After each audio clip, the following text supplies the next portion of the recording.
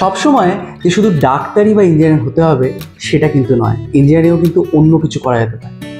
তোমরা কি সায়েন্টিস্ট হতে চাও, জানতে চাও যে তার জন্য কীরকম ধরনের ইন্টেলেক্ট লাগবে বা কীরকমভাবে ভাববে, সেজন্য কিন্তু এই ভিডিওটা অবশ্যই দেখবে এবং তোমাদের স্পন্দন জানাবে ঠিক কীভাবে তোমরা এগোবে। এবারে তুমি 8th হয়েছো, কেমন লাগছে তোমার? বেশ ভালোই লাগছে।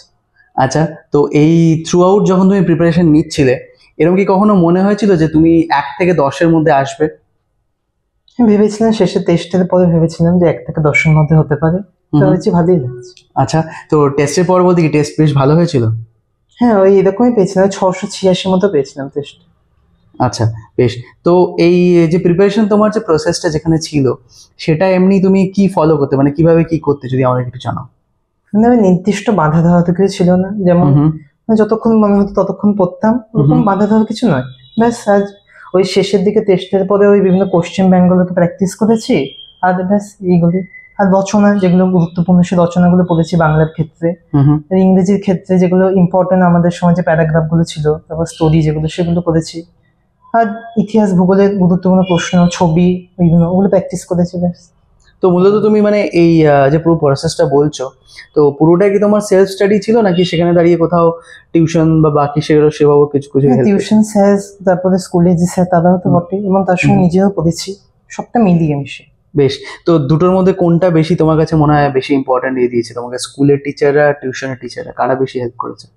মানে টেস্টের আগে স্কুলের টিচার টিউশনগুলো বেশি গুরুত্বপূর্ণ, তারপর টেস্টের পর নিজে থেকে বেশি পড়তে হবে। তো সেই জায়গাটায় দাঁড়িয়ে যদি ওই দুটোর মধ্যে করতে হয়, কোনোটা যদি একটা পিক করতে হয়, যে কে বেশি হেল্প করেছে, কাকে পিক করবে? নিজে থেকে পড়তে তো অবশ্যই হবে। মানে সেটা তো ধরো পরের পার্ট। আমি বলছি প্রথমে যখন টিচার ছিল আর টিউশন, মানে স্কুল টিচার আর টিউশন টিচার, সেখানে কাকে পিক করবে? স্কুলে যদি ভালো করে পড়ায় তাহলে স্কুল টিচারই একদম যথেষ্ট। তোমার ক্ষেত্রে কোনটা হয়েছে? আমার ক্ষেত্রে তো টিউশন টিচার বেশি গুরুত্ব। বেশ। তো এখন দেখা যায় যে অনেকেই আবার ইউটিউবেও নানান রকম অনেক টিচাররাই পড়ায় এবং সেখানে গিয়েও অনেকেই পড়ে। তো তোমার ক্ষেত্রে কি, তুমিও ইউটিউবে কিছু পড়াশোনা করেছিলে? হ্যাঁ, ইউটিউবে বাংলাটা মেনলি ইউটিউব থেকে একটু বলেছিলাম, এটা মেনলি বাংলাটা। আর ইংরেজিতে যদি কিছু হয়, গুরুত্বপূর্ণ কিছু দিয়ে দিচ্ছে। আচ্ছা, তো শুধু মানে ল্যাঙ্গুয়েজ গুলোই কেন, বাকিগুলোতে কেন না? বাকিগুলো স্যাররা যা বলেছে তাতে যথেষ্ট ছিল, টিউশন টিচাররা যেগুলো বলেছে। আচ্ছা, আইসি। আর এমনিতে তোমার সবকটা সাবজেক্টের মধ্যে মোস্ট ফেভারিট সাবজেক্ট কোনটা? ম্যাথামেটিক্স। ম্যাথামেটিক্স, যেটা তুমি 100 পেয়েছো। তো এই যে ভালো লাগাটা, এটা কি খুব ছোটবেলা থেকে নাকি? হ্যাঁ, আগে থেকেই ভালো লাগতো, ছোটবেলা থেকে ম্যাথামেটিক্স ভালো লাগতো। আচ্ছা, আর ম্যাথামেটিক্সে তুমি প্রিপেয়ার করতে নিজেকে, তো সেটা কিভাবে করেছিলে? ওটা যত বেশি পরিমাণে অঙ্ক করা যাবে তত বেশি ভালো। হ্যাঁ, যত বেশি অঙ্ক করা যাবে তত বেশি। আচ্ছা, আর তোমার সিলেবাসটা কবে শেষ হয়ে গেছিল? ওটা টেস্টের আগেই সিলেবাস শেষ হয়ে গেছে, মানে অ্যারাউন্ড নভেম্বর, অক্টোবর, নভেম্বর। হ্যাঁ, ওইরকম অক্টোবর। আর তারপরে বাকি সময়টা শুধুমাত্র কোশ্চেন করেছি। হ্যাঁ, কোশ্চেন। ওকে। তো এই ধরো যে কোয়েশ্চেন ব্যাংকগুলো তুমি যখন প্র্যাকটিস করতে, এই কোয়েশ্চেন ব্যাংকগুলো ধরো যেগুলো পাওয়া যায় নানানভাবে করে, এবং অনেকে আবার মক টেস্টও দেয়। তো তুমি কোথাও কোনো মক টেস্ট দিয়েছিলে? হ্যাঁ, আমি একটা সংস্থা থেকে মক টেস্ট দিয়েছি। আচ্ছা, তো এই যে বিভিন্ন সংস্থা ধরো মক টেস্ট করে, তো এই মক টেস্টগুলো দেওয়াতে কি কোনো স্টুডেন্টদের হেল্প হয়? হ্যাঁ, বোঝে যে টেস্টের পরে যে কত নাম্বার আসতে পারে মাধ্যমিকে, সেটা সম্পর্কে একটা আইডিয়া লাগে।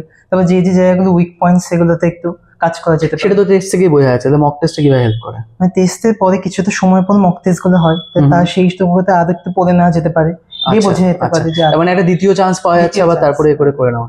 তো এই ধরনের যে মক টেস্ট গুলো হচ্ছে, সেখানে ধরো তো তোমার যেটা ছিল সেটা থেকে এসএকিউ এলএকিউ সব মিলিয়ে পুরো মক টেস্ট সেগুলো দিয়েছিলে। তো সেখানে হচ্ছে শুধু এমসিকিউ গুলো যেই পার্টটা রয়েছে, সেটা যদি কেউ প্র্যাকটিস শুধু আলাদা করে করে, আর এসএকিউ এলএকিউটার জন্য যদি শুধু পরীক্ষাটা দেয়, ঠিক আছে, সেটা কি ঠিক স্ট্র্যাটেজি তোমার মনে হয়? সপ্তাহে একসঙ্গে দেওয়া হচ্ছে, টাইম ম্যানেজমেন্টটা বোঝা যাবে, কতক্ষণ সপ্তাহে লেখা যাচ্ছে, এমসিকিউ এসিকিউ সবটা মিলিয়ে। আলাদা আলাদা করলে পরে তো আলাদা আলাদা বুঝতে অসুবিধা হবে কোনটা লিখতে। আচ্ছা, একটা মিথ আছে যে যারা টপ করে তারা সারাদিন এই প্র্যাকটিস করেই সারাদিন কাটিয়ে দেয়। এটা কি সত্যি? সারাদিন বইয়ের মধ্যে ঢুকে থাকে? না, সারাদিন তো দরকার নেই, যতক্ষণ দরকার ততক্ষণ পড়তে হবে। তারপরে একটু গান শোনা যেতে পারে, অথবা ছবি আঁকা যেতে পারে, যার যেটা ইচ্ছে। আচ্ছা, তো তুমি কতক্ষণ পড়তে? ওই 10 ঘন্টার মতো। 10 ঘন্টার মতো পড়তে, আর বাকি সময়টা কি করতে? বাকি সময় যে গান শোনা, গান শুনতে ভালোবাসি, গান গাইও মাঝে মাঝে। আচ্ছা, গল্পের বই পড়ি। কার গল্প পড়তে ভালোবাসো তুমি? সত্যজিৎ। সত্যজিৎ রায়। আচ্ছা, তোমার ফেভারিট কোনো পার্টিকুলার গল্প রয়েছে? সত্যি যেটা বাদশাহী আংটি বাচ্চা আংটি মানে ফেলুদা পছন্দ করো, বেশ। আর তো গল্প পড়া যখন তোমার ভালো লাগে তাহলে তো বাংলা বিষয়টাও যে ছিল এবং তুমি ভালো স্কোরও করেছো, তো সেই গল্পগুলো নিয়ে ধরো যখন এমনি কোয়েশ্চেন আসে সেটা অ্যাটেম্প করার সময় কি কোথাও এটা মনে হয় যে গল্প যে পড়তে ভালো লাগে সে ভালো ওটা ইন্টারপ্রিট করবে? তাতে বোধহয় শব্দ চয়নের উপর একটা প্রভাব পড়ে। আচ্ছা, গল্প বলতে। কিরকম? মানে কোনো একটা শব্দ, মানে ভালো কোনো একটা শব্দ, যেমন কিং কর্তব্য বিমূঢ় অথবা অনভিপ্রেত, এইসব বিভিন্ন রকম শব্দ, অন্তঃকরণ, মনের পরিবর্তে অন্তঃকরণ ব্যবহার করা যেতে পারে, এইসব শব্দগুলো জানা যেতে পারে যদি বড় বড় সাথে মধুসূদন, রবীন্দ্রনাথের যদি গল্প করা হয়ে থাকে, এগুলো নতুন শব্দ। তাহলে কেউ যদি তোমার ধরো এই সময়টা থেকে যদি কোনো একটা টেক অ্যাওয়ে নিতে চায় তাহলে সে কি বুঝবে যে সে কিছু কিছু আরো গল্পের বই পড়বে বড় বড় লেখকের, যাতে এরকম ভাবে ভোকাবুলারিটা বাড়ে? সেটা কি না ঠিক? না, ওরকম নয়। ইংরেজির ক্ষেত্রে যেমন ইংরেজি সাহিত্য পড়লে পরে ভোকাবুলারি বাড়তে পারে, বাংলার ক্ষেত্রে তো সেরকম দরকার নেই, কিন্তু পড়তে পারে গল্পের বই বাংলার ক্ষেত্রে। আর সেই ভোকাবুলারি তুমি তোমার মতে সেগুলো তো হেল্প করে ফাইনাল নাম্বারে? হেল্প তো করে অবশ্যই। তাহলে তাদেরও সেগুলো পড়া উচিত। পড়তে পারে যদি মনে হয়, গল্পের বই যদি পড়তে ইচ্ছে করে। তো এমনি ধরো যে বাংলায় ভালো নম্বর পেতে গেলে তোমার হিসেবে কি তারা কি করবে, যে তুমি 3টে টিপস দিতে চাও বাংলার পাঠ্য বইটা ভালো করে পড়তে হবে। ওকে। তারপরে যে রচনা যেগুলো লেখা বা ক্রিয়েটিভ রাইটিং যেগুলো থাকে, যেমন রচনা, এগুলো ভালো করে প্র্যাকটিস করতে হবে। রচনা প্রতিবেদন, হ্যাঁ এগুলো। আর তারপরে যেটা রয়েছে, মানে বারবার প্রশ্নগুলিকে লিখে লিখে প্র্যাকটিস করতে হবে, যাতে কত সময়ের মধ্যে লেখা হচ্ছে সেটা বোঝা যেতে পারে। টাইম ম্যানেজমেন্ট করতে সুবিধা হবে পরীক্ষার সময়। ওকে। তো তুমি নিজেকে টাইম করতে, ধরো এইভাবে করে দিয়ে নিজেকে টাইম করতে ক্লকে? হ্যাঁ, প্রথমে তো করিনি, টেস্টের পরে টাইম ধরে পরীক্ষা দিয়ে প্র্যাকটিস করেছি। আচ্ছা, আর এই প্রতিটা ইভ্যালুয়েশন কি কেউ অন্য কেউ করে দিয়েছে নাকি সেলফ ইভ্যালুয়েশনও কিছু কিছু করেছে? হ্যাঁ, আমার বাবাই বাংলার টিচার, তো ও আচ্ছা, তাহলে তো তুমি বাড়িতে প্রচুর হেল্প পেয়েছো। হ্যাঁ, বাংলার ক্ষেত্রে পেয়েছি।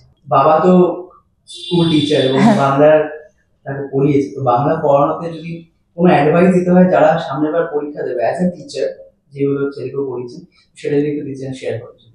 বাংলা টেক্সট বুকটা ভালো করে খুঁটিয়ে পড়তে হবে, আর ব্যাকরণ যেগুলো আছে সেগুলো বারবার প্র্যাকটিস করতে হবে। বিগত সালের যে প্রশ্ন সেই সম্বন্ধে অভিজ্ঞতা নিয়ে চর্চা করতে হবে। এত ভালো রেজাল্ট করেছে আপনাদের ছেলে, কেমন লাগছে? খুবই ভালো লাগছে। আর বাকি ধরুন এরকম ধরনের রেজাল্ট তো সচরাচর এমনি হয় না, মানে সত্যি একটা মানে এত লোকের মধ্যে সবার মধ্যে র্যাঙ্ক করা একটা বড় ব্যাপার।